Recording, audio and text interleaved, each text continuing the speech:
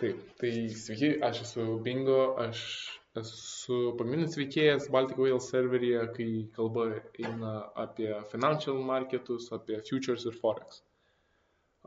Mokinsimės apie tai, kaip yra displeinama informacija apie marketo kainas. Ir tai yra gana elementari tema, bet aš plius minus interpretuosiu, kad čia susirenka pradedantieji, tad jeigu yra kažkokių daugiau pažengusių žmonių, galite pradėti nuo tolimesnių temų. Tai gerai, kalbant apie candles, kodėl būtent raukuosi į candles, gana paprasta, tai yra, mano nuomonė, daugiausiai pateikiantis informacijos būdas, kuris nėra per daug komplikuotas, na ir šiaip populiariausias, tad mokytis jo nėra sudėtinga per įvairius informacijos šaltinius. Tai gerai, candles realiai galite suskirstyti į dvi rūšis, tai yra bullish ir bearish. Tai bullish reiškia, kad kaina kyla, bearish reiškia, kaina leidžiasi. Ok, tai kaip suinterpretuoti pačią candle struktūrą? Tai čia turim mažą paprastą piešinuką.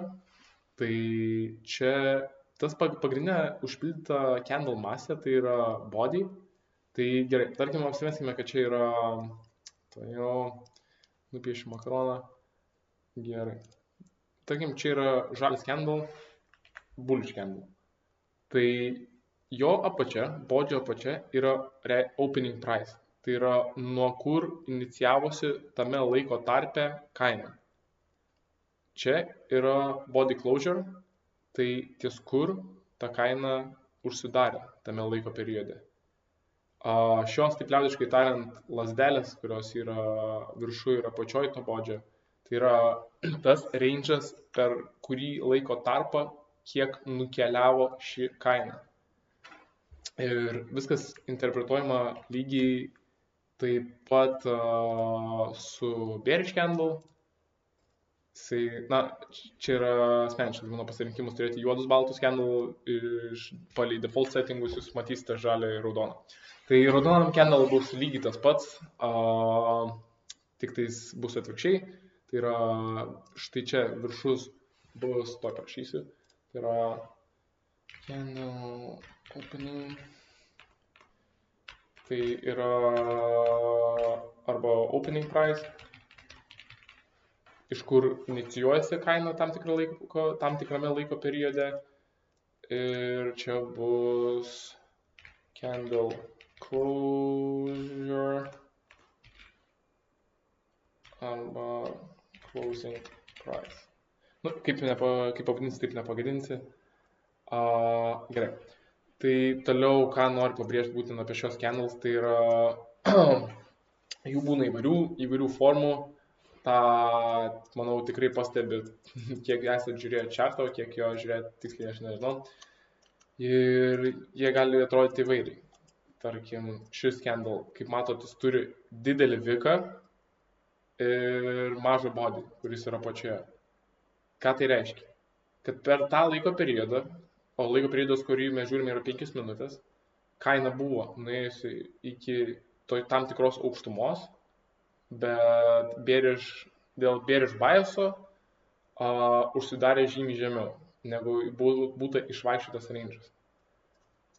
O kaip tik atvirkščiai čia ir matot didelis bearish candle, didelis volume į apačią, tai galima interpretuoti stipriai, kaip čia lietuviškai vadinasi, stipriai nuėjus žemyn ir su mažais vikais.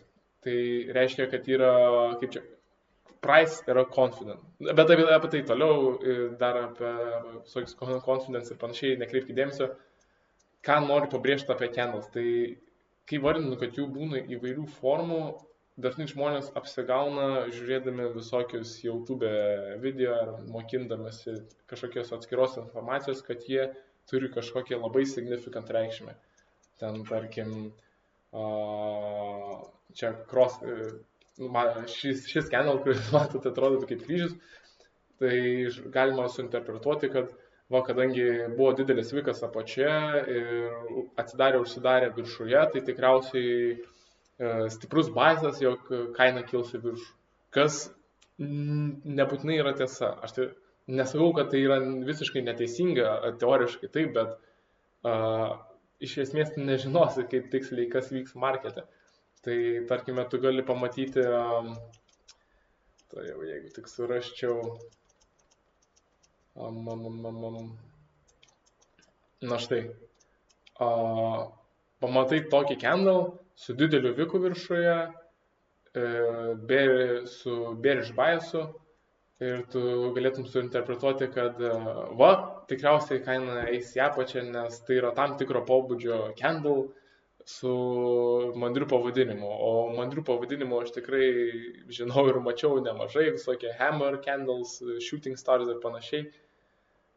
Ta informacija yra klaidinanti, jinai gali būti naudinga tik labai trumpalaikį investiciją ir darant klaustuko, nes kaip matome, vikas tai didelis susiformavo iš viršaus, kas reiškia, kad buvo žmonės, kurie heavy nuselino kainą ir price vis tiek nukylo į viršų ir žmonės apsigaudami taip dažniausiai nukenčia. Tai neapsigaukite, tai yra tiesiog pateikiama jums informacija, o kaip tą informaciją suinterpretuoti, tai lieka, kaip sakoma, tai yra priklauso nuo jūsų ir nuo jūsų strategijos. Tai apie candles tiek, aš būsiu parašęs apie tai daugiau ar mažiau serveryje, o jeigu kyla klausimų, visą laiką galima klausti.